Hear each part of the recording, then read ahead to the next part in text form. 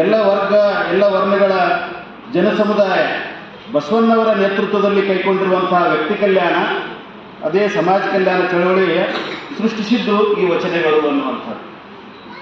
ವಚನ ಅಂದ ತಕ್ಷಣ ನಮಗೆಲ್ಲರಿಗೂ ಗೊತ್ತಿದೆ, 12ನೇ ಶತಮಾನದ ಬಸವಾದಿ ಶರಣರನ್ನು ನಾವು ಆದಿಯಾಗಿ ಇಟ್ಟುಕೊಂಡು ಎಲ್ಲರೂ ಕೂಡ ವಚನವನ್ನು ರಚನೆ ಮಾಡಿರುವಂಥದ್ದನ್ನು ಬಹಳಷ್ಟು ನೇರವಾಗಿ ಅಧ್ಯಯನ ಮಾಡ್ತಾ ಇದ್ದೇವೆ.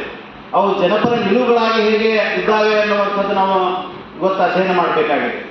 ಎಲ್ಲ ವಚನಗಳು ಕೂಡ ಜನಪರ ನಿಲುವುಗಳಾಗಿ ರಚನೆ ಆಗಿರುವಂಥದ್ದು ಅಧ್ಯಯನಶೀಲರಿಗೆ, ವಿದ್ವಾಂಸರಿಗೆ ಅರ್ಥ ಆಗ್ತಾ ಇದೆ. ಇವತ್ತು ಈ ಎಲ್ಲ ವಚನಗಳು ಜಾಗತಿಕ ಮಟ್ಟದಲ್ಲಿ ಯಾಕೆ ಇಷ್ಟು ಹೆಸರುವಾಸಿಗಳಾಗಿವೆ ಅನ್ನುವಂತ ತಿಳ್ಕೊಂಡಂತಂದ್ರೆ, ತಳ ಸಮುದಾಯದವರಿಗೆ ಕೆಳ ಸಮುದಾಯದವರನ್ನ ಎಲ್ಲರನ್ನ ಒಳಗೊಳಿಸಿಕೊಳ್ಳುವುದರ ಮೂಲಕವಾಗಿ ಸಮಾಜವನ್ನು ಕಟ್ಟುವಂತಹ ಕಾರ್ಯದಲ್ಲಿ ಈ ವಚನ ಸಾಹಿತ್ಯ ಕೆಲಸ ಮಾಡಿದೆ ಅನ್ನುವಂಥದ್ದು. ಅದಕ್ಕಾಗಿ ಇಲ್ಲಿ ನುಡಿದಂತೆ ನುಡಿದ ಆತ್ಮಸಾಕ್ಷಿಯ ವಾಣಿ ಈ ವಚನ. ನಡೆದಂತೆ ನುಡಿದಿದ್ದಾರೆ, ನುಡಿದಂತೆ ನಡೆದಿದ್ದಾರೆ. ಆ ಆತ್ಮಸಾಕ್ಷಿಯ ವಾಣಿ ಯಾವುದು ಅಂತ ತಿಳ್ಕೊಂಡಂತಂದ್ರೆ ವಚನ. ವಚನ ಅಂದರೆ ಮಾತು.